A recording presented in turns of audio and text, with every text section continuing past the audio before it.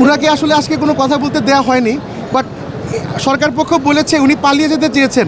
আপনি যদি দেখেন জুলাই থেকে এই পর্যন্ত 3-4 বার উনি দেশের বাইরে ট্রিটমেন্টের জন্য, শুটিংয়ের জন্য যে আবার চলে এসেছেন, তার কিন্তু পালানোর কোনো ইন্টেনশন বা মোডাস অপারেন্ডি নেই। সেটা আমরা সরকার পক্ষকে বোঝানোর চেষ্টা করেছি। আদালত ওই রিপোর্টের পরে 22 তারিখে আবার আদালত বসবে। কানাডায় অবস্থান করছিলেন এবং আমরা সে সুবাদে তার পাসপোর্টের অ্যারাইভাল এবং ডিপার্চার সিল আদালতে প্রেরণ করেছি।